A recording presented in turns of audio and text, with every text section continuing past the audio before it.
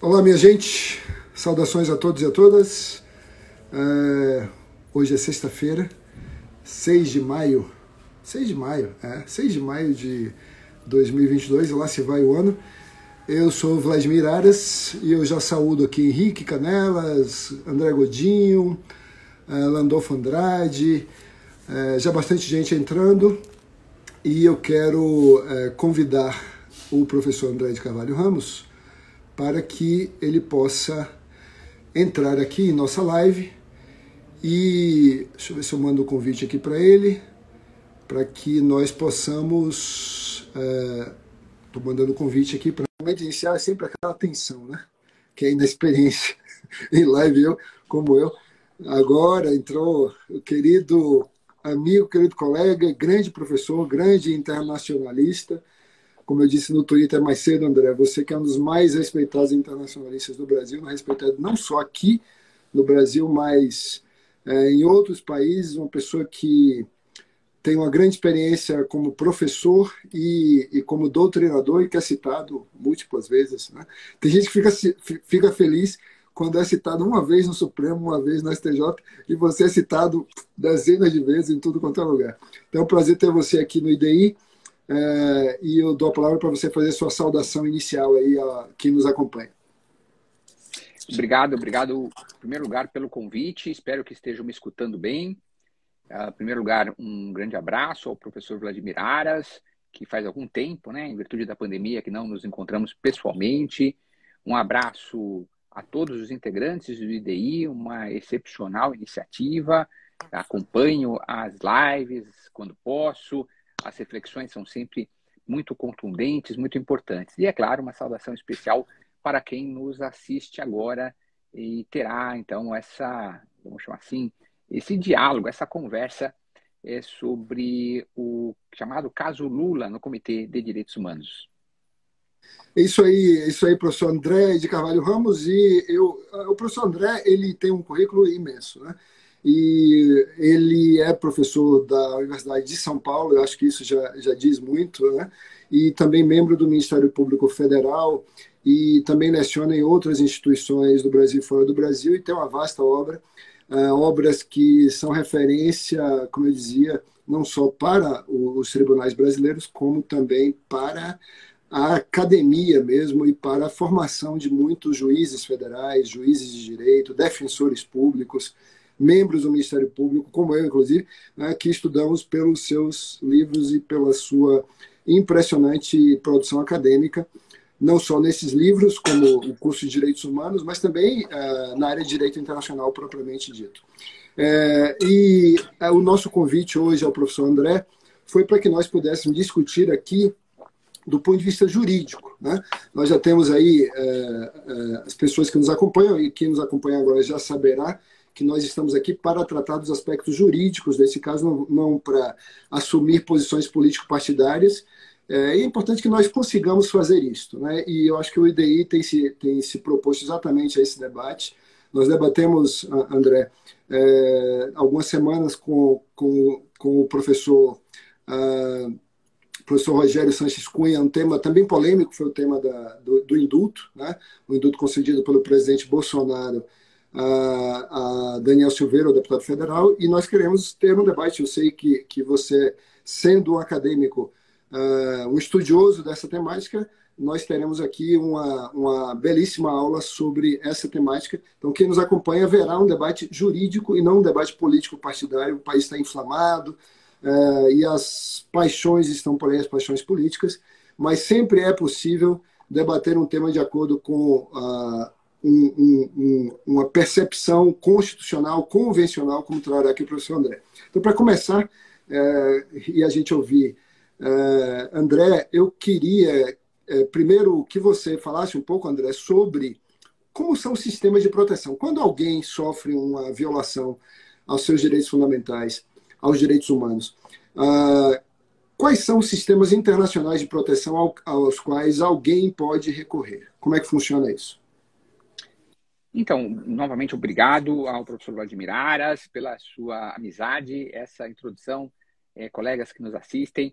é fruto dessa amizade antiga que eu convivo e tenho o privilégio de desfrutar com o professor Vladimir Aras. Sobre sistemas internacionais de proteção, eu prefiro dar um passo atrás e mostrar um pouco aquilo que caracterizou minha pesquisa na área dos direitos humanos, no plano internacional, há 25 anos, mais ou menos, que eu estudo essa matéria.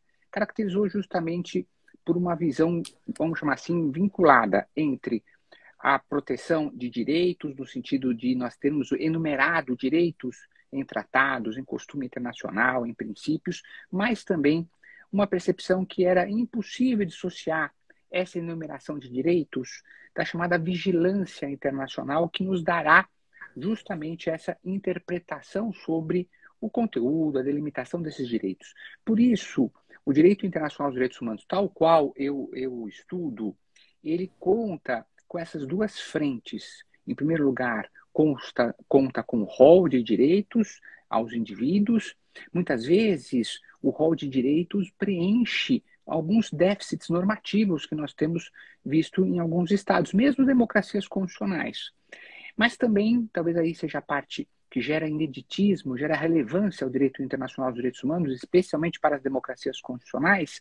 O direito internacional dos direitos humanos conta com mecanismos internacionais justamente para verificar se o Estado faz mais do que simplesmente ratificar tratados e depois violá-los, né, a partir de interpretações nacionalistas. E por isso é muito importante que nós reflitamos sobre até o nosso modo de estudar, de entender o direito internacional de direitos humanos. Eu sempre defino os modos em dois grandes tipos. Um tipo chamado clássico, que gasta muita energia no estudo da incorporação dos tratados, da hierarquia, e, do meu ponto de vista, curiosamente, não avança em relação à chamada interpretação internacionalista. Claro que estudar formação da vontade brasileira, incorporação é importante, claro que estudar a hierarquia também é importante, mas, para mim, a interpretação que se dá desses textos é indispensável. Por quê? Porque aquilo que eu comento nas minhas obras há muito tratado internacional nacional. Então, nesse ponto, enfrentando a pergunta do professor Aras, e abra um parênteses, essa expressão, claro, né, é uma expressão irônica minha, né? Tratado internacional nacional. Na verdade, isso não é internacionalização dos direitos humanos. Isso continuamos a insistir no localismo.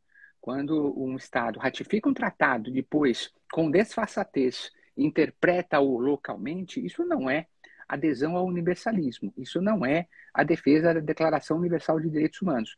Por isso, em uma das minhas obras, eu chamo sempre a atenção do leitor sobre a Convenção Americana sobre Direitos Humanos brasileira, ou, de maneira um pouco bem-humorada, Declaração Universal Local, para mostrar ao leitor essa ambiguidade, mostrar ao leitor que, na verdade, nós nos aferroamos ao localismo e o universalismo fica na retórica. André, e aí vem... me permita perguntar uma coisa específica. Você diria que isso é uma resistência a esta verdadeira incorporação desses documentos internacionais e a sujeição da jurisdição brasileira às deliberações de tribunais internacionais, especialmente da Corte Interamericana? É uma resistência, você vê assim?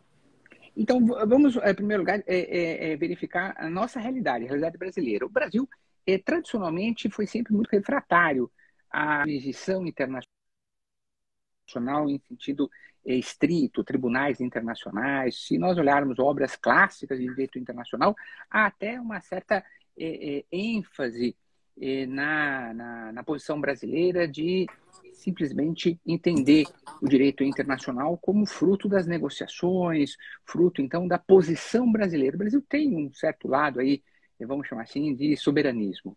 E talvez isso tenha contaminado, inclusive, a interpretação. Então, talvez não seja resistência, talvez seja também um pouco como uma inércia, como um hábito, uma tradição. Então, eu até diria o contrário, que hoje, por exemplo, o Pacto Nacional do Judiciário pelos Direitos Humanos, nós temos visto a ênfase numa abertura ao controle de convencionalidade. Então, hoje eu diria que essa visão um pouco mais tradicional tende a ser superada. Mas voltando aqui à sua primeira pergunta, o nosso direito internacional dos direitos humanos justamente caracteriza-se por essa segunda parte, pelos processos internacionais de direitos humanos. Alguns desses processos, o nosso, ouvinte pode entender como sendo um pouco rudimentar.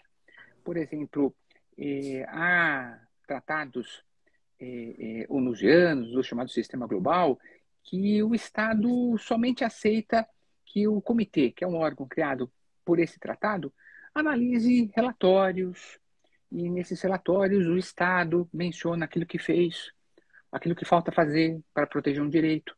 A sociedade civil apresenta a sua visão, nós chamamos de relatório sombra, e talvez um leitor, né, mais crítico diga, puxa, mas esse debate de papel, né, debate, né, de relatórios, e depois o comitê elabora uma recomendação.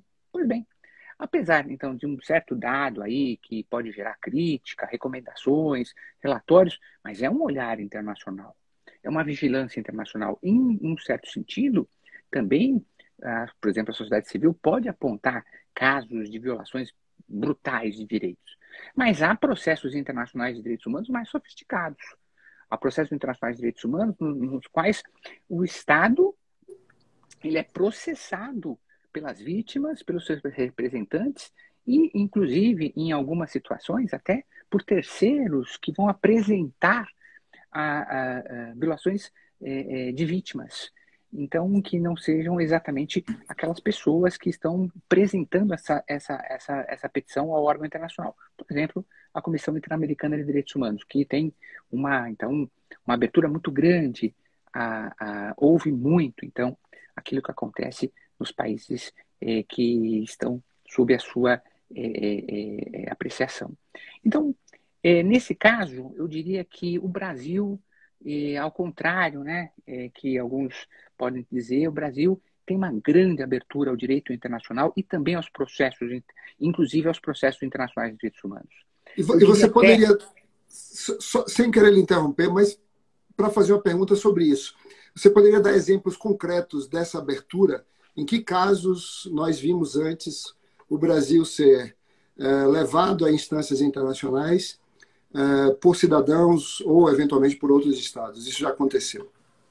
Então o Brasil, no meu ponto de vista, não quer mais ser ilusionista, ou seja, não quer mais ratificar tratados e simplesmente interpretá-los localmente. Então, o Brasil, vamos chamar assim, se submeteu a dois grandes sistemas de proteção de direitos humanos. O chamado Sistema Global, que é o nome do estudo, é organizado sob os auspícios da Organização das Nações Unidas, tanto em relação a tratados quanto a órgãos internos das Nações Unidas, como o Conselho de Direitos Humanos, e também ao sistema interamericano, e aí eu creio que a NAO Capitânia é a Convenção Americana sobre Direitos Humanos.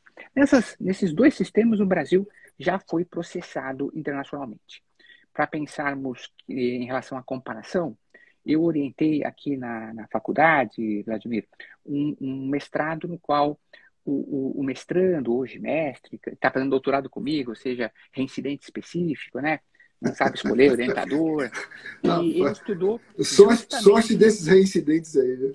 O Davi vai publicar, inclusive, seu mestrado, estou incentivando. O Davi estudou só as petições brasileiras aos comitês onusianos até 2020. E os números são muito pobres. Por quê? Aí ele vai... Isso não vou também fazer o spoiler da dissertação dele. Mas há barreiras de acesso aos comitês onusianos, inclusive linguística. Já o sistema interamericano... Linguística porque os comitês só aceitam petições em francês, inglês, as línguas da ONU, é isso? Sim, em teoria, tem os idiomas oficiais, os idiomas de trabalho, francês e inglês, mas em teoria existe a possibilidade de tradução. Tá? Mas, como nós vamos ver, inclusive no caso Lula, o caso Lula inicia a petição em 2016 e a decisão final em 2022, um caso assim famoso, etc., 6 longos anos, né? Então, nós pensarmos na falta de estrutura dos comitês, isso não gera estímulo para que eles sejam provocados, é o mínimo, né? Não gera muito estímulo. E o outro sistema, o sistema interamericano, ali não. Ali o Brasil já possui, então, um número, vamos chamar assim, de destaque, não talvez ainda um número proporcional às violações que existem no território brasileiro, mas nós chegamos a ser a Guatemala, né? Nós temos petições na Comissão Interamericana, nós temos casos contra o Brasil. O Brasil, inclusive, já solicitou uma opinião consultiva à Corte Interamericana de Direitos Humanos, em conjunto com a Argentina, Uruguai e Paraguai, ou seja, né, o Mercosul não pode pedir opinião consultiva, os países pediram em conjunto. Então, já há um certo histórico. Eu diria até, Vladimir, é importante já salientar que uma consequência dessa nosso diálogo do caso Lula é também gerar publicidade em torno da missão do Comitê de Direitos Humanos. Também existe um efeito que na dissertação do Davi foi detectado, que no sistema interamericano o seu uso gera uma visibilidade e essa visibilidade vai gerar mais demandas. Então, há um certo círculo virtuoso. E nos comitês onusianos, isso não ocorre até o momento. Deixa eu perguntar uma coisa sobre os comitês onusianos. Quais seriam eles e qual deles cuidou do caso Lula contra o Brasil? Pois bem, há uma certa arquitetura comum a determinados tratados de direitos humanos celebrados sob o patrocínio da ONU. Então, aquele que nos ouve agora, só para entender, a ONU, então, ela realiza um grande esforço de codificação do direito internacional, não somente em direitos humanos, mas em várias áreas. Então, após essa negociação com os estados então utilizam a ONU também como uma espécie de fórum, por isso nós chamamos isso de diplomacia parlamentar. E nesse caso, os tratados são produzidos sob o auspício da ONU. E como é um elemento comum, que é a própria Organização das Nações Unidas, há uma arquitetura também comum. E gerou-se os chamados 9 grandes tratados. Então, os Big Nine, 9 grandes tratados onusianos que têm algumas características comuns. Então, claro, visam a proteção de direitos humanos, claro, mas contam com um rol de direitos e um órgão criado pelo tratado voltado à proteção dos direitos mencionados naquele tratado. Em geral, se utiliza a denominação de comitê associado à denominação do próprio tratado. Menos em um caso, dá certo em todos, menos em um caso, que é o Pacto Internacional de Direitos Civis e Políticos, que, ao invés de uma denominação que poderia ser do Comitê de Direitos Civis e Políticos, a expressão que foi utilizada foi Comitê de Direitos Humanos. Justamente, então, não é o único, então são 9 grandes tratados. Também eu acho que é interessante. Qual é o estágio de aprovação, ratificação, incorporação final desses tratados no direito brasileiro? Esses 9 grandes tratados, 8 deles já passaram pelo ciclo de incorporação, inclusive na visão mais tradicional do Supremo, com o decreto de promulgação. Nós estaríamos, então, faltando, né, em débito, né, com a sociedade, com a comunidade internacional voltada à proteção de direitos humanos, com um tratado que é justamente dos trabalhadores migrantes. Até eu estava conversando com um professor, amigo, ontem, e por coincidência, né, fui ver e continua parado no Congresso. Então, é um tratado que mereceria até um debate, porque em temas de migração nós temos tanta dificuldade de fazer avançar a proteção de direitos no plano internacional. E aí eu digo, colegas que nos assistem, há algumas dívidas importantes, e creio que migração é uma dessas dívidas. Eu sempre digo nas minhas aulas, a nacionalidade é uma grande barreira ainda ao universalismo. Então, nós estaremos falando desses 9 tratados, de um deles, chama Pacto Internacional de Direitos Civis e Políticos. Não é, vamos chamar assim, um tratado que seja um tratado de menor alcance, ao contrário.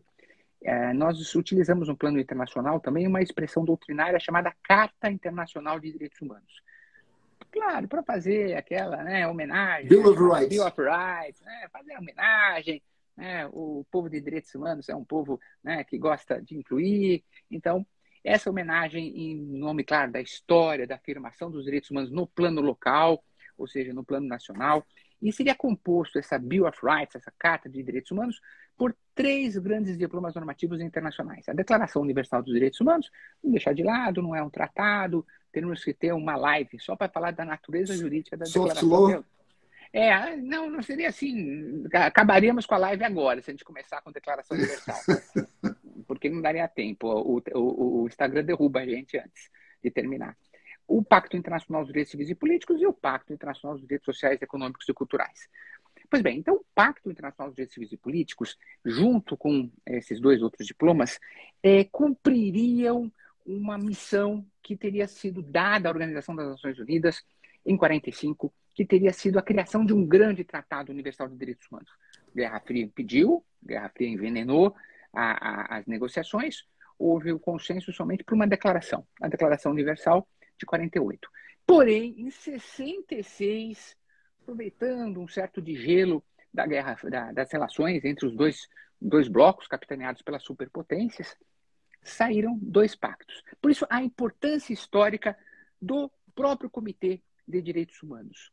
Porque hoje, nós podemos dizer, é um dos 9 grandes, mas na época, na década de 60, cumpria uma promessa, cumpria uma missão inacabada, que era justamente o grande Tratado Universal de Direitos Humanos. Claro, houve a cisão, o melhor seria um único pacto, que houvesse a comunhão dos direitos, indivisibilidade.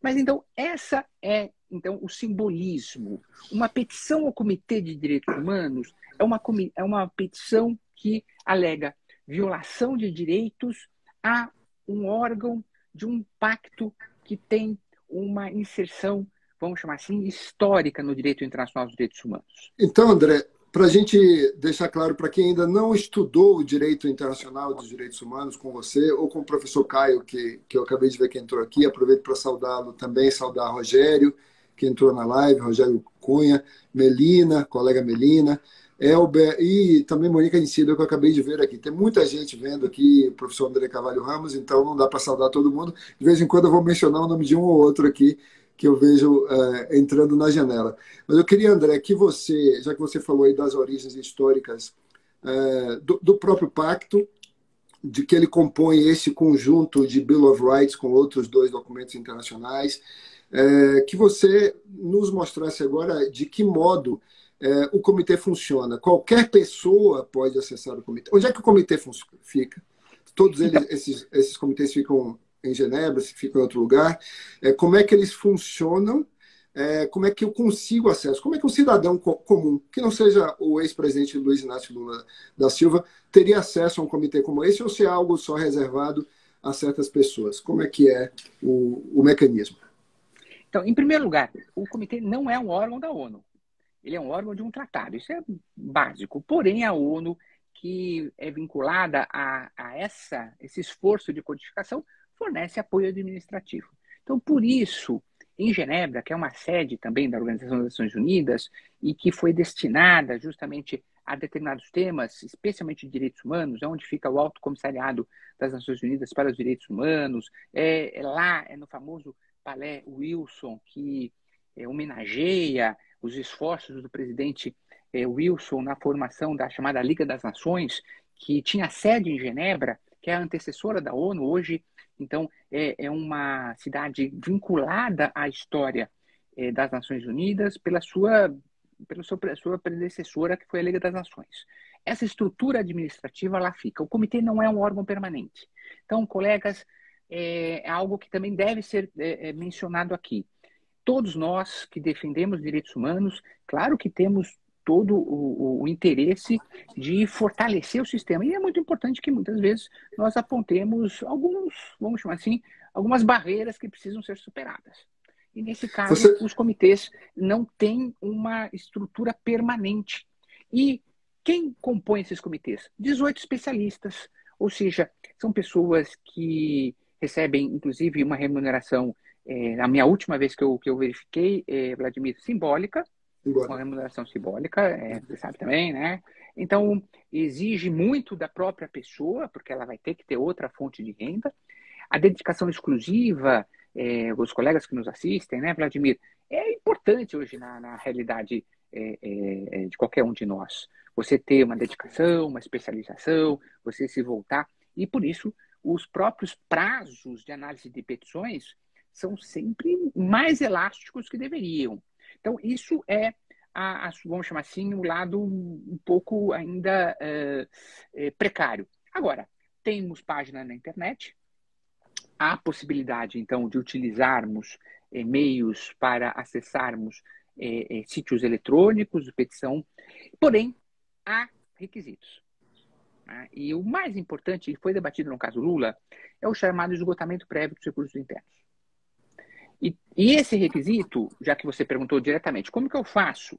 Esse requisito é muito importante porque já não permite que a gente rapidamente analise qual é a relação entre o Comitê de Direitos Humanos e a jurisdição brasileira.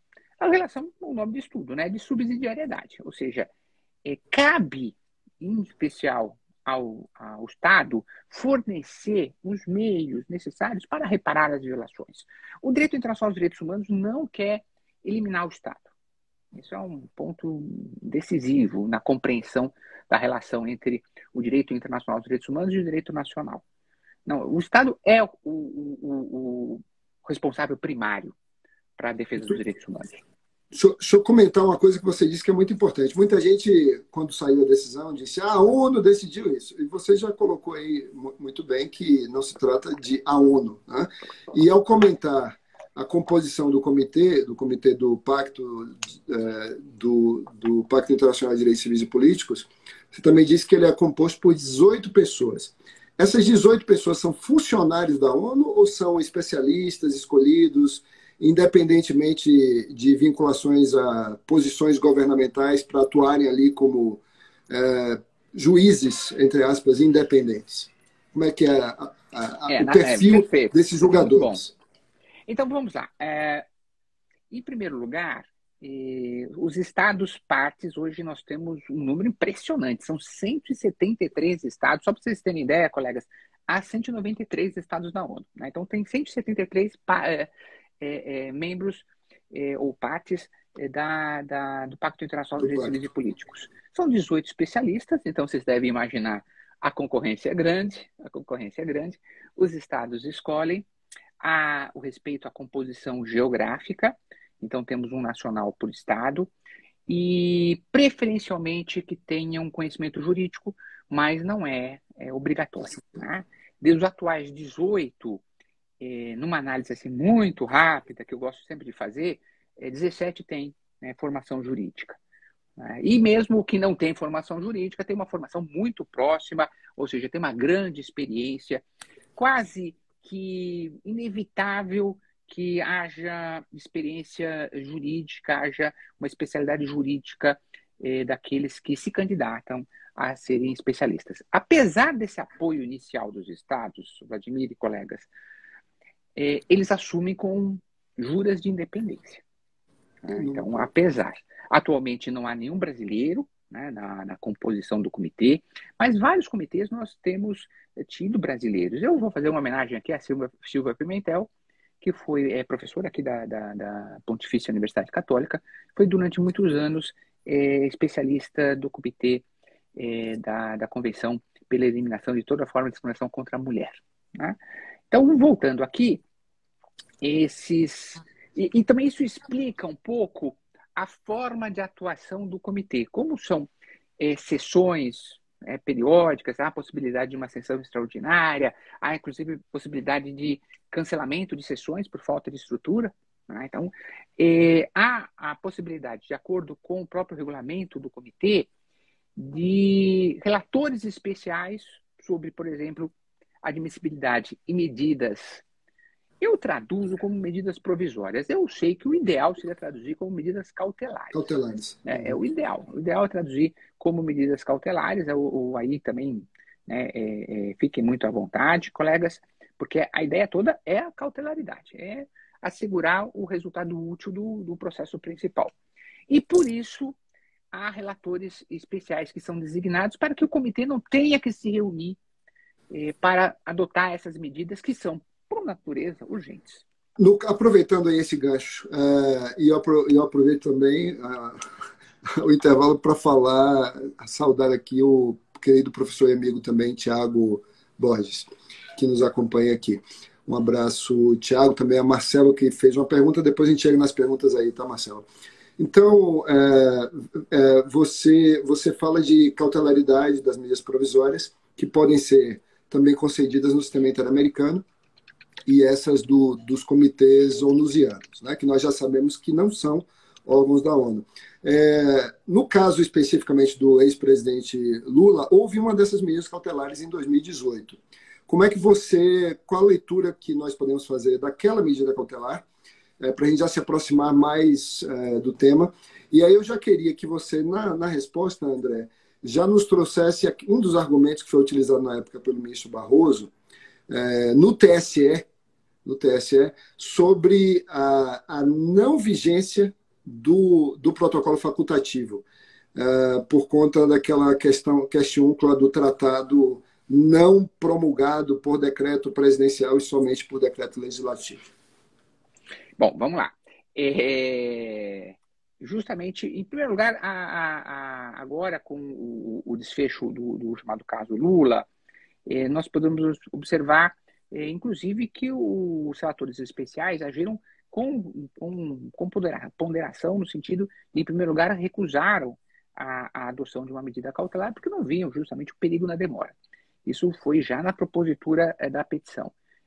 Depois, em 2018, eles concederam justamente alegando que existiria um dano irreversível à eventual apreciação final do comitê, caso o candidato, né, Lula, não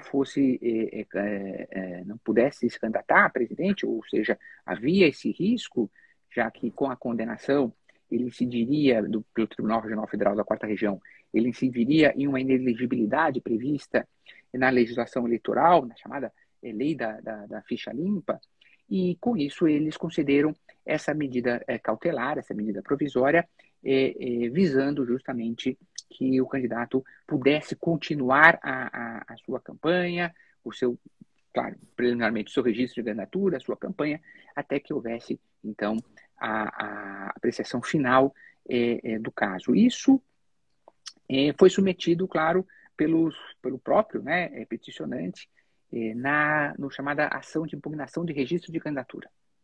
Então, aos colegas que gostam de direito eleitoral, espero que todos. Como você, aliás, né? Faltou dizer que no seu enorme currículo tem também essa competência eleitoral. Você foi procurador regional eleitoral em São Paulo. Então, está feito o registro. Enfim, é um tema também de direitos humanos, né? Fascinante. A participação política, a democracia em movimento, uma área muito importante para todos nós daqueles que gostam da proteção de direitos humanos. Pois bem, então, nessa ação de impugnação de registro de candidatura, houve a menção enfática, com pareceres, inclusive, da necessidade do Brasil cumprir essa medida cautelar dos relatores especiais. Na verdade, é uma medida cautelar do comitê. Os relatores, de acordo com o regulamento, agem em nome do comitê. Então, nós falamos relatores especiais até para que haja essa transparência. O comitê não se reúne, não atua de maneira perene, ele atua em sessões episódicas. Então, para dar transparência, mas eles atuam... Dois professores, um francês e um americano, né? Uma francesa e uma americana. A Sarah Cleveland e Olivier de Froville. Então, mas, na verdade, eles representam o comitê. Foram designados para isso pelo comitê e agem como se o comitê estivesse reunido. E aí houve vários argumentos em sentido contrário. E o professor Vladimir destacou um desses argumentos do relator, diz respeito ao chamado ciclo de incorporação de um tratado. Eu tenho uma visão, vamos chamar assim, talvez mais chata, né? A chamada teoria das 4 fases, eu as separo, eu cindo em 2 grandes grupos. A primeira é o grupo da formação da vontade brasileira diante de um tratado. O tratado pode ser maravilhoso, pode abrir o Mar Vermelho, pode nos levar a Shangri-La, mas para o Brasil será ainda um futuro tratado. E o que ocorre? Nós temos de maneira completa o ciclo, a assinatura, que a assinatura, aliás, merece todo um destaque, porque estava até comentando com o professor Caio um dia desses, que a assinatura, como é em geral, tá? Vamos deixar de lado o tratado executivo, né? Então vamos dar aula de direito internacional público aqui. Mas, em geral, é somente um ato unilateral que manifesta a predisposição do Estado, inclusive pode existir a celebração sem a assinatura. A aprovação congressual seria a segunda fase, e a terceira fase é a ratificação, que, em geral, celebra o tratado. Então, essas três fases são as fases da formação da vontade brasileira. Pelos órgãos de soberania. Pelos órgãos de soberania, Exato. Os eleitos, não é isso? Para essa Exato. vontade internacional do Estado valer. Perfeito. Numa democracia constitucional, mas também o direito internacional é tão plástico que aceita, né, ditaduras. Então, há ainda déficits normativos aí do direito internacional. Pois bem, e a quarta fase? É uma fase que já foi denominada pelo próprio Supremo em algumas composições antigas de praxe republicana, mas na verdade vem do Império, e é mantida, mudando composição, entrando novos ministros, saindo ministros, é mantida, que é a exigência de uma quarta etapa que só ela é da incorporação, que é um decreto presidencial, um decreto de promulgação, são sinônimos, que inova a ordem jurídica, dando publicidade e segurança jurídica. Eu há muitos anos, eu diria uns 20 anos, defendo, porque também, né, menos que isso eu já estava, mais que isso eu já estava, acho que estava na faculdade, estava estudando, então fica mais tímido, mas há uns 20 e poucos anos defendo que essa quarta fase não está prevista expressamente na Constituição, é uma fase supérflua e é uma fase que expõe o Brasil à responsabilização internacional. Por quê? Porque depois da ratificação, nós temos muitas vezes obrigações que são invasivas, que o Brasil não pode cumprir porque faltaria a quarta fase. Ah, professor, mas isso não ocorre, o tratado é ratificado, o decreto presidencial, isso seria o ideal, né? Houvesse quase um automatismo, né? Mas muitas vezes demora. E o nosso protocolo facultativo, ou também chamado primeiro protocolo facultativo ao Pacto Internacional de Direitos Civis e Políticos, que dá ao Comitê de Direitos Humanos justamente essa atribuição de análise de demandas individuais, foi ratificado em 2009. E até hoje, 2022, não há ainda o decreto de promulgação. Para quem quiser... Isso, só para fazer uma anotação para quem quer ver o decreto 311, o decreto legislativo 311 de 2009, né, que o professor acabou de mencionar, e se você for olhar, procurar o decreto presidencial de promulgação, você não vai achar. Mas a data mesmo que nós devemos olhar para mostrássemos essa delonga é a data da ratificação. A data da ratificação é setembro de 2009. Então, o Brasil se expôs à responsabilidade internacional não no decreto legislativo, até porque eu não comungo da ideia que o Brasil é obrigado a ratificar porque o Congresso aprovou. Sei que há um amigo, um colega que defende essa tese, eu não defendo, até porque o Congresso não tem prazo para terminar a análise. Então, o mundo pode se testando, nós estamos vendo, inclusive, né? O mundo se transforma bastante em alguns meses, estamos vendo, e imaginem um tratado que dormitou do Congresso Nacional por 40 anos, e aí o presidente quem mesmo que assinou, quem encaminhou a mensagem presidencial, foi um presidente há 40 anos, e o presidente de hoje vai ter que ratificar, eu não comungo dessa ideia. Então, é a ratificação que vai expor o Brasil a essa responsabilização internacional. Então, de setembro de 2009 até 6 de maio de 2022, salvo engano, né? Saiu agora, saiu hoje, né? Salvo engano. Não saiu hoje. E não vai sair, não saiu, né? Não sairá, né? Todos sabemos, não sairá.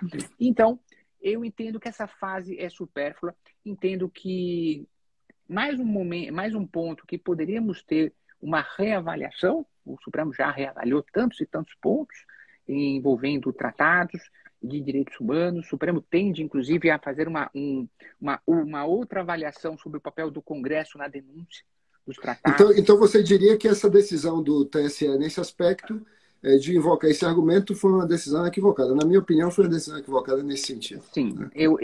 Mas há muitos anos, não posso nem dizer que é uma decisão do TSE. Na verdade, mesmo Barroso reiterou uma jurisprudência dominante.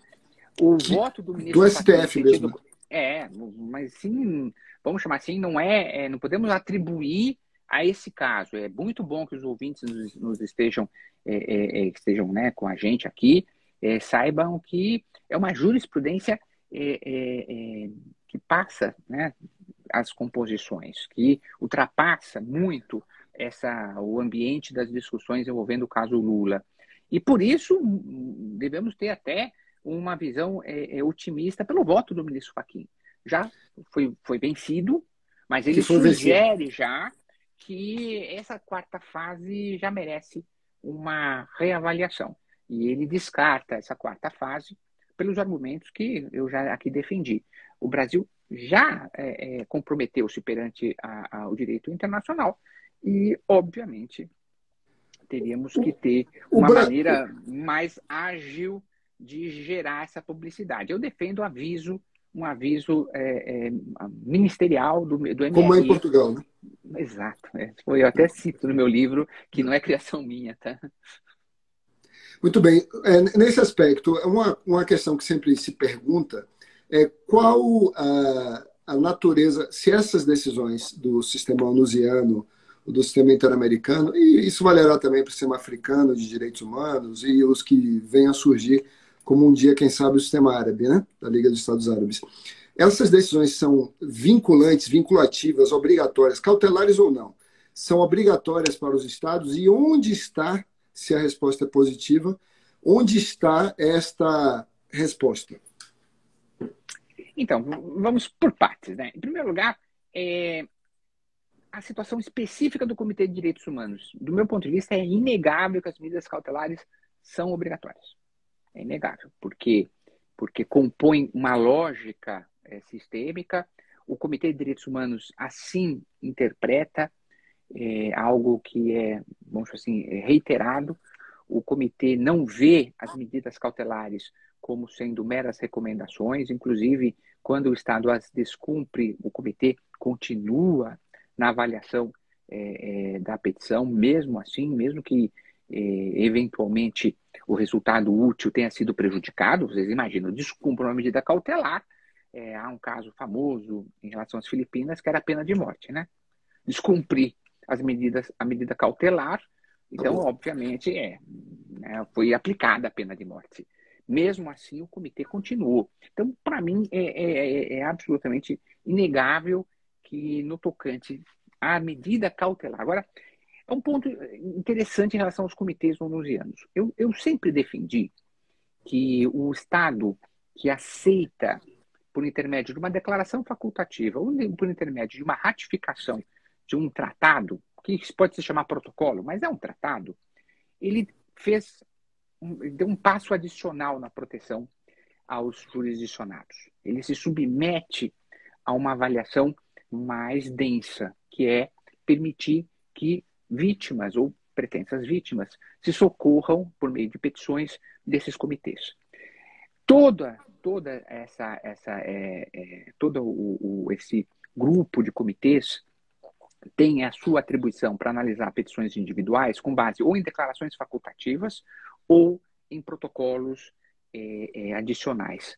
Então, o Estado, quando celebra um tratado, ele não oferta essa atribuição ao comitê. É necessário que o Estado dê um passo adicional. Então, quando ele vai celebrar, por exemplo, o Pacto Internacional de Direitos Sociais, Econômicos e Culturais, ele não fornece ao comitê ipso iure esse poder de analisar as demandas individuais. É necessário que ele ratifique o protocolo facultativo, que o Brasil também não o fez, né? O Pacto Internacional de Direitos Sociais, Econômicos e Culturais.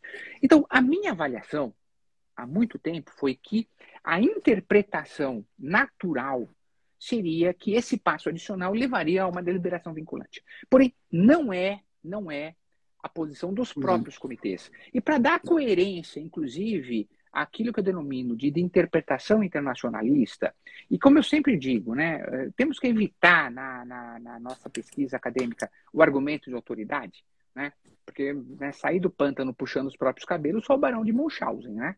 Então, se nós da doutrina criássemos normas jurídicas, a gente aqui ia montar a nossa editora, né? Então, do meu ponto de vista, eu lamento que os comitês, né? Por exemplo, o caso Aline Pimentel, é um caso, né, dramático do comitê pela eliminação de toda forma de discriminação contra a mulher. É um caso contra o Brasil e o comitê, de maneira muito clara, fala que é uma recomendação.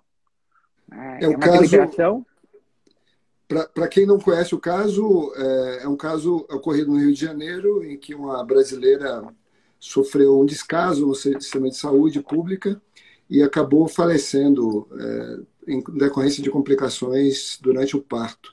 E esse caso foi levado ao comitê da Convenção de 1979 e o Brasil acabou responsabilizado pelo comitê. Mas o professor André explica que eles próprios dizem que não foi uma decisão mais forte, mais densa, optaram por um posicionamento mais, digamos, tímido, né? Digamos assim. E o caso é que isso, do meu ponto de vista, gera uma certa incoerência, porque há um desejo do próprio Estado, de ir além daquilo que já é comum nesses tratados onusianos, que é o poder do comitê de elaborar recomendações que se vê, por exemplo, na análise dos chamados dos relatórios periódicos que os Estados devem apresentar aos comitês. Então, do meu ponto de vista, mas essa é a realidade. Os próprios comitês, ou fazendo aqui um marketing do bem, aqui, professor Vladimir Aras, para aqueles que também estão curiosos sobre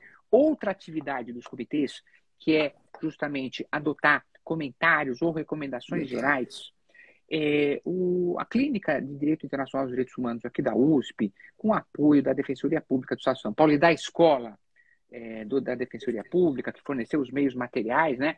Imaginem só, a nossa clínica não tem essas condições, né? Então, em um certo período, até a Procuradoria-Geral da República também apoiou, mas especialmente a escola da Defensoria Pública do Estado de São Paulo. Então, nós traduzimos os comentários gerais. Outro problema dos comitês, justamente, é esse. Como o português não é o idioma oficial da ONU, por enquanto. Se não for agora com o secretário-geral português, fica mais difícil. Mas acho que a hora tinha que ser.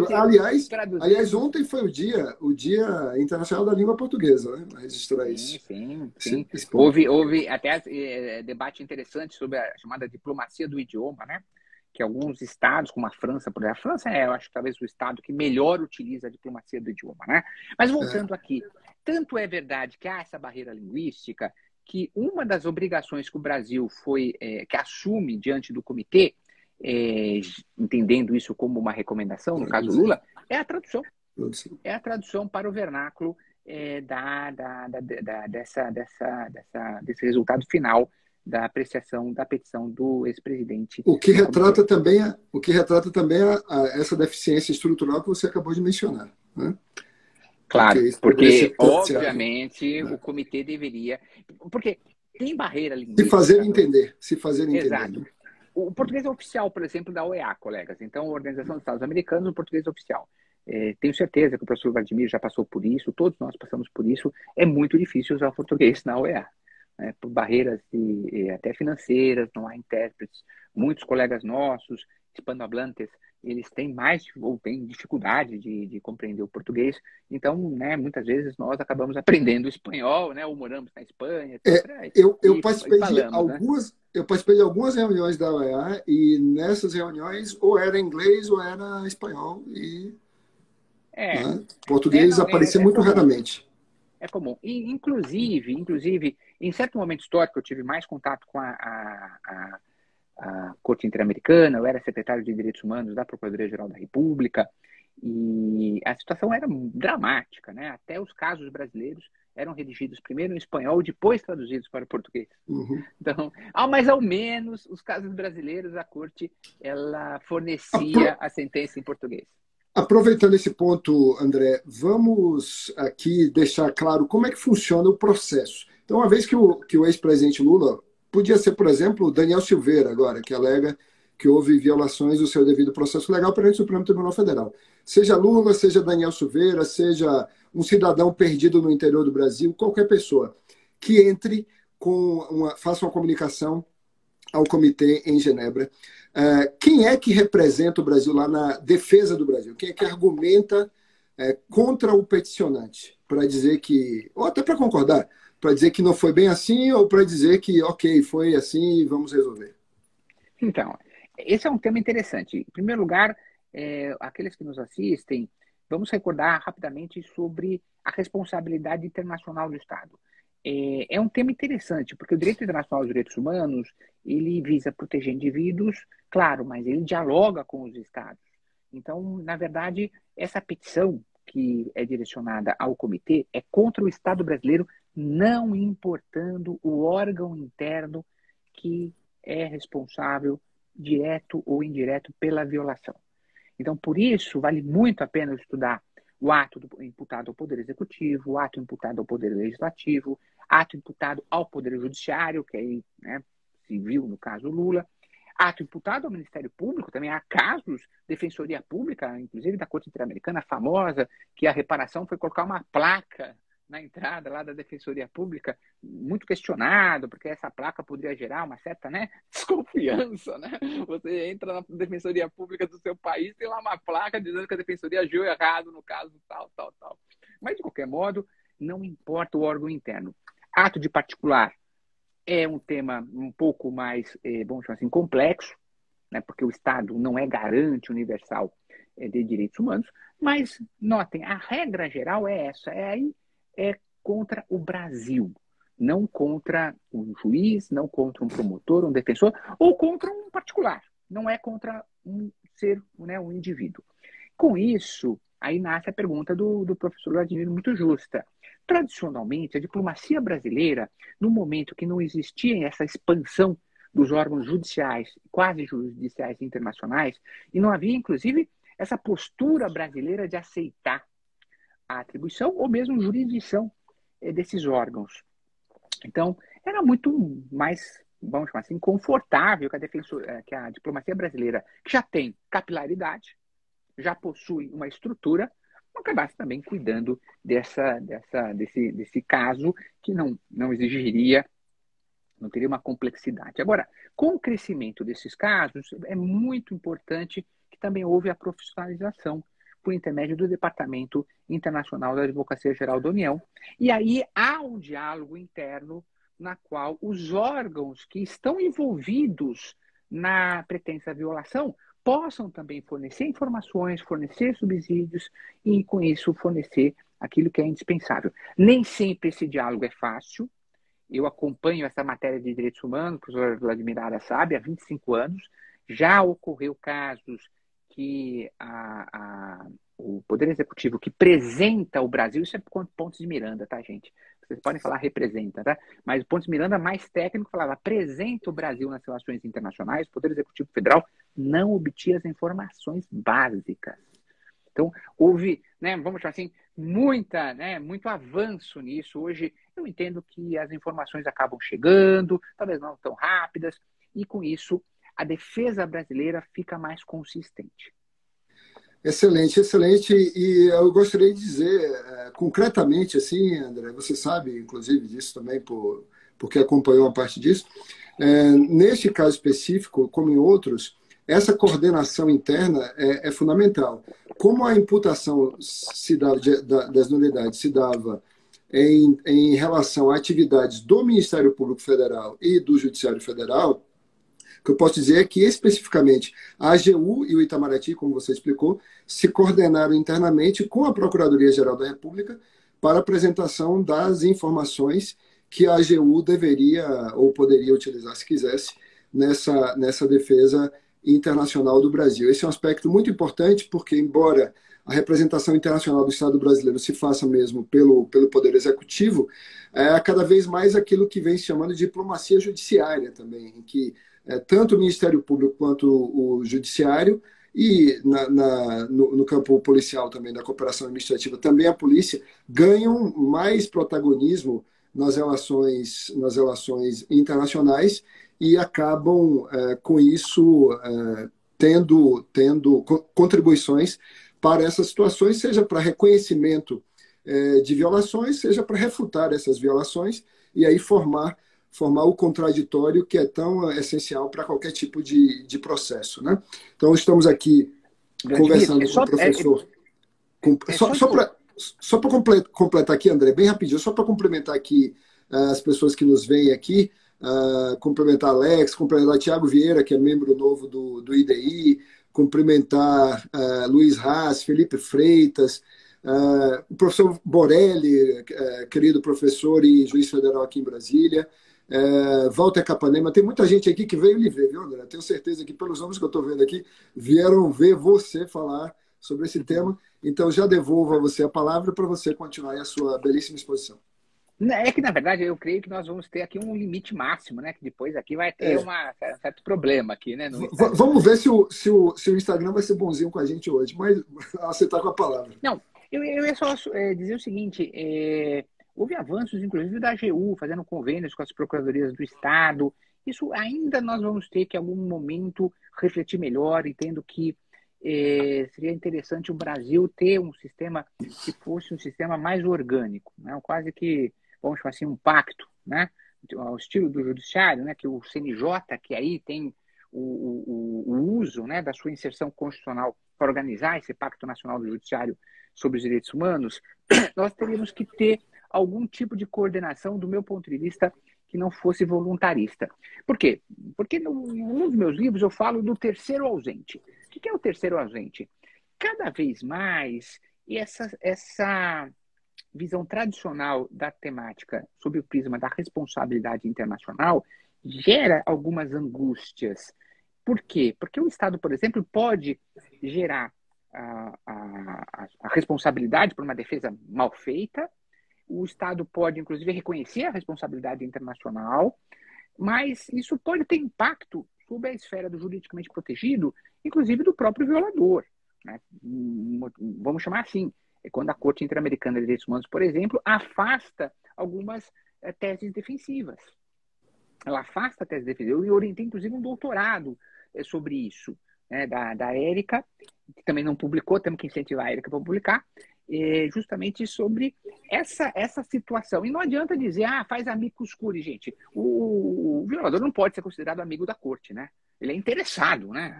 Obviamente, né? Talvez ele tenha um antagonismo, inclusive, né? Talvez não seja amigo, né? Seja uma parte antagônica. Então, há muito discutir sobre essa temática, mas foge ao tema. Então, vamos voltar a ele. Então vamos lá. Eu queria lhe perguntar, então, agora que a gente já está com quase uma hora de live, assim, perguntas mais diretas em relação ao caso específico. Quais foram, na sua opinião, assim, as decisões que o tribunal, que o comitê do PIDCP tomou contra o Brasil nesse caso, e se há algum tipo de recurso, né, entre aspas ou não, e qual a consequência de o Brasil descumprir eventualmente essas decisões do comitê? Então, em primeiro lugar, alerto aqueles que estão e vão ler ou já leram. Não dá para comparar a densidade, por exemplo, inclusive de recomendações da Comissão Interamericana de Direitos Humanos e especialmente sentenças da Corte Interamericana de Direitos Humanos com a deliberação do comitê. O Comitê, tradicionalmente, de Direitos Humanos da ONU tem uma concisão, estava buscando a palavra, uma concisão maior, né? Tem uma concisão maior. Outro ponto importante da deliberação que me chamou a atenção foi um diálogo muito interessante, aquilo que eu chamo de diálogo das cortes, com a jurisdição nacional. Então, a posição do comitê calcou-se muito na decisão do Supremo Tribunal Federal, que reconheceu a parcialidade do juiz Sérgio Moro. Chega ao ponto, inclusive, no tocante à violação do artigo 25, que são os chamados direitos de participação política, e que muitos esperavam que o comitê fosse analisar a convencionalidade, que eu defendo, ou inconvencionalidade da lei da ficha limpa. O comitê recusou-se. Por quê? Porque afirmou que já havia sido reconhecida a nulidade, a parcialidade, inclusive a nulidade, etc. Ou seja,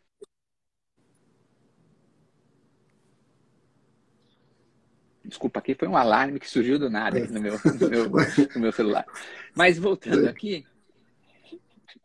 Você dizia Não é um alarme para eu parar de falar. Deixa eu dizer, então, você comentava... Não pensem que o comitê vai ter... Exato, o comitê vai ter uma análise jurídica aprofundada, como talvez o colega que esteja nos assistindo esperasse, porque está acostumado a ler as sentenças da Corte Interamericana de Direitos Humanos, e a dinâmica do sistema interamericano é baseado em casos estruturais, que são escolhidos a dedo pela Comissão Interamericana de Direitos Humanos, e também sentenças que muitas vezes estimulam reparações estruturais, ou seja, que vão muito além do caso concreto. No caso aqui, então, nós tivemos esse diálogo, é um ponto importante que deve se ressaltar. Houve, então, uma homenagem muito grande a decisões internas. Pode falar, Vladimir. Só uma coisa exatamente sobre isso. Eu vi comentários, inclusive, de pessoas que criticavam, outros que elogiavam a decisão, obviamente, né, pelo contexto histórico do caso, né, da investigação do caso Lava Jato contra o ex-presidente Lula, das condenações que houve na sequência e depois a anulação pelo Supremo Tribunal Federal. E aí esse ponto que você traz agora, André, que você destacou, eu acho bastante relevante e que mostra algo que você sempre diz do diálogo das cortes, Flávia Pelvezan também, outros professores, né, nessa disciplina, sempre ressaltam a importância desse diálogo, não só entre cortes de direitos humanos, mas também entre cortes de direitos humanos e os tribunais apicais, né, os tribunais de topo dos Estados-partes, e na via inversa, né, dos tribunais de topo dos Estados-partes com a jurisprudência dessas cortes de direitos humanos. Mas o que eu achei curioso foi algumas pessoas criticarem exatamente isso. O que a doutrina do direito internacional de direitos humanos, aponta como, e até entre os constitucionalistas também, algo como positivo, foi visto como negativo nesse particular aspecto, dizendo assim, o comitê tomou essa decisão porque foi influenciado pelo Supremo Tribunal Federal. Então, simplesmente dizer o que o comitê fez foi simplesmente repetir o que o Supremo Tribunal Federal havia dito antes, inclusive com aquela polêmica sobre os aspectos da Vaza Jato, né? Essa é uma observação que eu gostaria de fazer. Eu queria que você falasse um pouco mais sobre a questão da lei da ficha limpa, porque você apontou aí que você é favorável à convencionalidade, eu concordo contigo, e me parece que foi bom o comitê ter se dado por satisfeito com o que entendeu como violações do devido processo do artigo 9º do pacto, do artigo 14 do pacto e do artigo 25 do pacto, não é isso? Três ou quatro artigos do Tratado de 66, e não ter elaborado mais sua posição, ou ter elaborado alguma posição sobre a lei da ficha limpa, porque eu acho que se houvesse ali uma debilitação do nosso sistema de garantia da probidade no acesso a cargos eletivos, a mandatos eletivos, com uma declaração desse tipo contra a lei da ficha limpa, nós perderíamos muito, seria um retrocesso muito grande num campo em que nós já estamos perdendo muito em função dessas mudanças da lei de improbidade e mudanças outras que vêm sendo vistas ao longo dos anos. Como é que você analisa aí essa postura mais cautelosa do comitê? Então, em primeiro lugar, não é somente o comitê que realiza esse diálogo, entendo esse diálogo salutar, e é um instrumento importante, inclusive, para a chamada fertilização cruzada, é um instrumento, inclusive, pragmático, que evita as chamadas guerras, né, entre a jurisdição doméstica e, eventualmente, deliberações de órgãos internacionais judiciais ou quase judiciais. Busca também, entendo, o direito internacional dos direitos humanos, por intermédio desse diálogo, reconhecer, né, a importância dessa proteção nacional de direitos. Então, eu não vejo per se um problema. Questiono, e todos que me conhecem sabem disso, questionam quando o órgão judicial internacional ou quase judicial abre mão do seu dever de avaliar a postura dos Estados, isso, óbvio, né? Faço remissão à teoria da margem de apreciação nacional, teorias mais, vamos chamar assim, elásticas de deferência, isso para mim é relativismo ou aproxima-se de relativismo, né?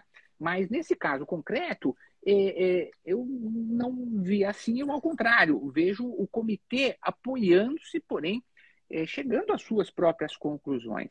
E no caso da ficha limpa, é um tema que vai merecer em algum momento uma avaliação, creio que talvez mais próxima aqui do sistema interamericano.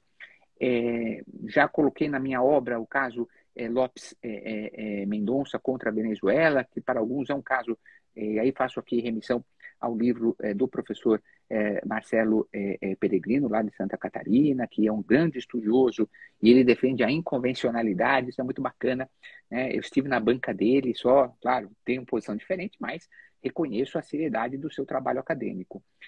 No caso Lopes Mendonça, a minha posição é que não há ainda uma definição da Corte Interamericana sobre a chamada existência de outras hipóteses de inelegibilidade que não sejam aquelas estabelecidas no artigo 23. E quem estabelece, do meu ponto de vista, o melhor marco é o voto concorrente do juiz Diego Garcia Sayán, que ele vai justamente explicitar essa necessidade de, em algum momento, nós fazermos uma avaliação que vá além do artigo 23, vamos chamar assim, em apertada síntese, né? Buscar também um diálogo com outros direitos para que possamos chegar a uma compreensão da importância da lei da ficha limpa. Mas no caso do comitê, o nosso papel aqui, que é discutir essa deliberação do comitê, fica um pouco prejudicado, né? E o que você me diria, André, sobre os votos dissidentes? Houve 2 votos tem 18 membros do comitê, mas um dos membros, eu acho que era o representante do Chile, não participou da deliberação, se não estou enganado. E, pelo que minha contagem, foram 17 votantes apenas. E entre esses 17, houve 2 que expressaram um voto dissidente, portanto, vencido em parte. O que é que você poderia dizer sobre essas posições desses 2 representantes? Um me parece que era uma jurista do Togo e o outro era um jurista português. Exatamente, Portugal e Togo. Mas, obviamente, são especialistas que são independentes. Então, de novo, a mesma análise que eu fiz em relação à própria posição majoritária. Não há um aprofundamento das posições. O voto é um voto muito curto, é um voto que faz, claro, a crítica. Chega o voto a considerar que houve violação do artigo 14, inciso 2º, que fala da presunção de inocência, mas não chega sequer a desenvolver essa posição. É algo que me chamou muito a atenção. Então, foi algo muito mesmo abreviado, traz posições, mostra, claro, conhecimento. Também vamos aplaudir, mostra conhecimento, tanto do especialista, porque o voto é conjunto, né? Então, de ambos os especialistas, mostra conhecimento, há menções, inclusive, a busca por reparação interna, a existência de vários órgãos judiciais brasileiros que se apreciaram os mesmos pleitos que foram depois atendidos pelo Supremo Tribunal Federal. Então, há um conhecimento nítido, há um conhecimento. Porém, entendo que a nossa avaliação fica um pouco prejudicada.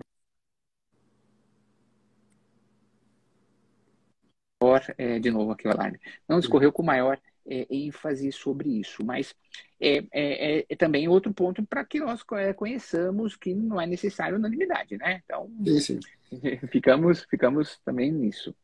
E para a gente ir se encaminhando para o final, André, que a gente já está com mais de 1 hora de live, então, para também não tomar sua sexta-feira, né? Que hoje é sexta-feira.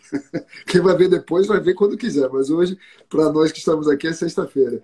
E estamos com a audiência ótima aí, e aproveitar para cumprimentar Gabriel Pimenta Alves, cumprimentar Sérgio Prachedes, Gladstone Carvalho. Tem muita gente, pessoal. Eu não vou ter aqui como saudar todos e todas que merecem, e todos vocês que estão aí merecem essa saudação, então sintam-se todos cumprimentados por mim e pelo professor André, eu tenho certeza.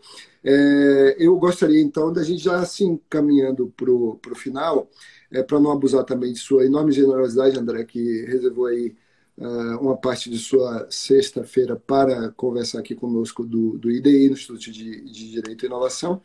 E eu queria que você nos dissesse assim, quais são as consequências. Seria essa a minha última pergunta, e você já pode fazer sua saudação final, se assim desejar. quais são as consequências se o Brasil não cumprir nada daquilo que está ali, e o que aconteceria se o Brasil não der a mínima para o que o Comitê do Pacto Internacional de Direitos Civis e Políticos deliberou em março, né? A decisão foi em março, divulgada posteriormente. Pois bem, então vamos lá. Primeiro vamos ver agora a parte dispositiva, o que o comitê acabou decidindo. Ele reconheceu a violação, então, desses artigos, reconheceu a violação do artigo 9.1, que trata da liberdade, reconheceu a violação do artigo 14.1, devido ao processo legal, 14.2, presunção de inocência, reconheceu a violação do artigo 17, que seria o direito à privacidade, e reconheceu a violação do artigo 25. Então, nós vamos desde liberdade, devido ao processo legal, presunção de inocência, privacidade e direito à participação política. A privacidade foi por conta da divulgação dos áudios e também interceptação do advogado. Do ex-presidente, né? Perfeito, perfeito. São temas que foram, inclusive, discutidos.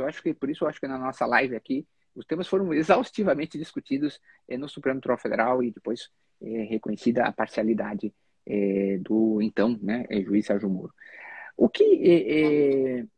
Há vários pontos interessantes em todos esses dispositivos. É interessante aquele que nos assiste olhar essa fundamentação.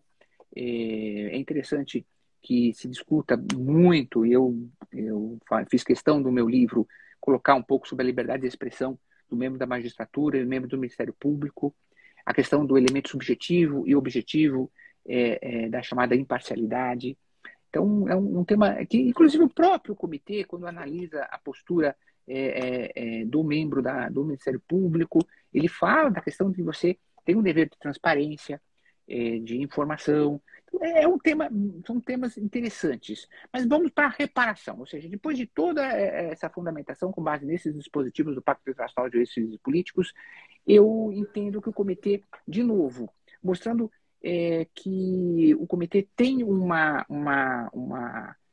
postura, nesse caso, de um aprofundamento menor, e nas reparações eu entendo que o comitê não resvalou em tudo aquilo que nós já discutimos de reparação no plano internacional. Então, o plano internacional, especialmente da jurisprudência do sistema interamericano, há muito estudo. Eu até digo ao colega que nos assiste, se porventura quiser algum tipo de trabalho, pesquisa acadêmica sobre reparação, eu nem recomendaria muito o sistema regional europeu ou o sistema africano, eu recomendaria o estudo especialmente dos precedentes da Corte Interamericana de Direitos Humanos. Isso não é né, um pouquinho aí de patriotismo, né, de chauvinismo latino-americano, né? Nós, né, da América Latina, não, isso é reconhecido por vários pesquisadores norte-americanos, europeus, que tratam da matéria. É impressionante como avançamos na reparação. E o comitê, ele deixou as seguintes reparações: assegurar que os processos criminais existentes contra o peticionário observem as garantias processuais penais, né? Óbvio, né? E prevenir novas violações. Nesse caso, André, esse caso, eu acho que, do ponto de vista da persecução penal, está encerrado, porque aquilo que foi. Algumas acusações foram anuladas e outras foram dadas como prescritas. Então, quanto a isso, já está resolvido pelo próprio correr das coisas aqui internamente no Brasil, né? Prevenir novas violações, bom, mas nós somos uma democracia constitucional, há um poder judiciário atuante, há um Ministério Público atuante, a Defensoria Pública, então também entendo que isso não, né, vai ser também mostrado ao comitê. Publicar a decisão em português, né? Também entendo que não há algo, né, não é uma barreira intransponível. Você diria que essa publicação em português, ela faz parte daquilo que, acho que nos seus livros mesmo você chama de poder de embaraçar, em outro contexto, faz parte disso, ou se trata apenas de publicidade? É apenas a publicidade da decisão, ou é também algo para o naming and shaming?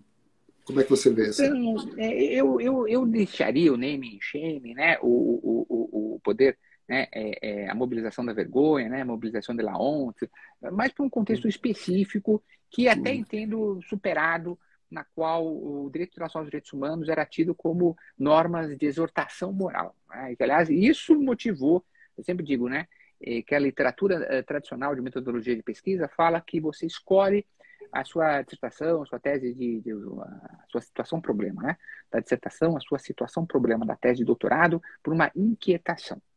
Eu risco isso e falo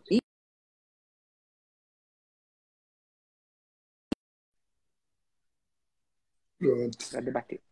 Eu acho que, então, eu diria que eu deixaria esse tema da mobilização, mas eu pensaria mais na chamada satisfação. A publicação, ela é uma forma de reparação do chamado dano extrapatrimonial. Então, por isso, a Corte Interamericana usa muito a publicação e divulgação, manutenção em site.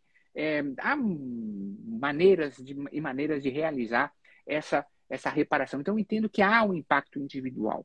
Para ampliar o conhecimento dos cidadãos quanto àquilo que foi reconhecido internacionalmente em outro idioma. Isso sim, eu acho que se a gente pudesse fazer um vínculo entre a reparação, entre diversas jurisdições, e mesmo em relação a temas mais clássicos, eu diria que essa publicação, isso mostra bem isso. Vamos chamar assim, ausentes? Ausentes. Por exemplo, vamos homenagear aqui o professor Cansado Trindade, né? É o grande jurista brasileiro, grande incentivador, fez o prefácio dos meus livros, é uma pessoa fenomenal. O professor Cansado Trindade, ele inaugurou a chamada reparação do projeto de vida, né? Então, não é dano moral, é mais que perda de uma chance, né? Que também é muito comum no direito civil, né? Perda de uma chance. Então, e a questão da reparação do projeto de vida, há tantas que poderiam ter sido deliberadas ou avançadas por essa recomendação da comissão. A comissão. Aí vem outra questão interessante. É recomendação? Sim, mas a comissão faz o follow-up. Da mesma maneira que no sistema de relatórios. Faz o segmento posterior. Há o segmento, perdão. É melhor, né? Claro. É melhor usar português. Há um acompanhamento posterior. Então, mesmo no sistema de relatório, o Brasil, por exemplo, quando ele recebe uma recomendação, no próximo relatório vai ter que dizer alguma coisa. Então, aqui nós temos 180 dias, mas como o próprio professor Vladimir comentou, não se entende que vai ser algo, né, muito difícil para... Eu agradeço, agora nas minhas considerações finais, agradeço, em primeiro lugar, a presença já estou vendo várias, né, dezenas aqui de ouvintes. Estou sempre à disposição do Instituto Direito e Inovação. Parabéns por essa iniciativa, muito importante. Aproveitar, inclusive, essa democratização do conhecimento que a era digital nos dá. Então, aproveitemos essa vantagem num país continental como o nosso, né? O professor Vladimir está em Brasília, eu estou em São Paulo, tenho certeza que há colegas do Brasil inteiro aqui, ou mesmo fora do Brasil, nos acompanhando. E estou sempre à disposição, viu, professor Vladimir? Olha só, hein? O respeito e a admiração que eu tenho pelo professor Vladimir Aras numa sexta-noite, hein? Estou até com medo que a próxima live ele vai falar: André, você não faz nada de sábado à noite? Né? Então, vamos no daqui a sábado pouco, à noite. Você sabe que Rogério só estava aí e ele gosta de fazer as lives dele domingo à noite. Então, vai ver que uma hora ele vai chamar para ir lá conversar com ele. Domingo, 20 horas. Com o professor Rogério só é fruto do respeito, da admiração que eu tenho para o professor Vladimir Aras e conto também com o bom senso dele de chegarmos só na sexta, tá?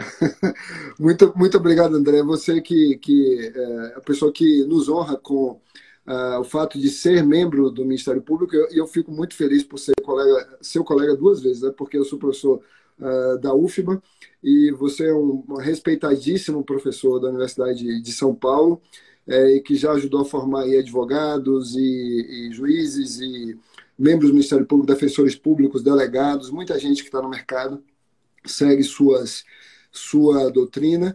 E aqui nós vimos hoje isso com você aqui nessa hora e 20 minutos quase de conversa com o seu profundo conhecimento, e é um conhecimento que não se restringe ao conhecimento do direito internacional, dos direitos humanos. A gente comentou aqui do direito eleitoral, você é uma pessoa sempre também disponível. Quero lhe agradecer, aproveitar e agradecer publicamente, né, porque quando eu fui o chefe da cooperação internacional da MPF, você me ajudou inúmeras vezes como membro lá daquele grupo que nós tínhamos de especialistas, e realmente é uma honra poder ver você como membro do Ministério Público Federal, como professor na Academia Brasileira e como este cara que seguramente vai alçar voos aí internacionais para ocupar cadeiras como professor que você mencionou, Cansado Trindade, que foi juiz interamericano e agora é juiz da Corte Internacional de Justiça. Você tem essa carreira brilhante aí pela frente. Eu quero agradecer a todos e a todas por nos terem acompanhado até aqui.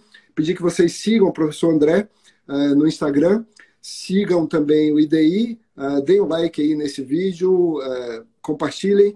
Esse vídeo vai ficar guardado aqui no nosso perfil para que vocês possam acompanhar, ver e distribuir para quem vocês acham que se interessa por esse tema.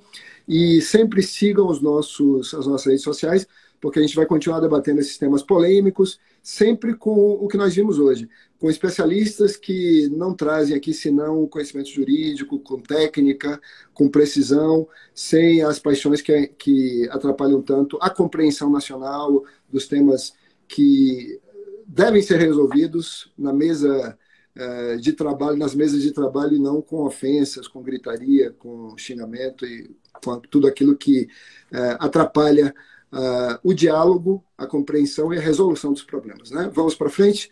Bom final de semana a todos e a todas, e até a próxima. Agradeço mais uma vez ao professor André.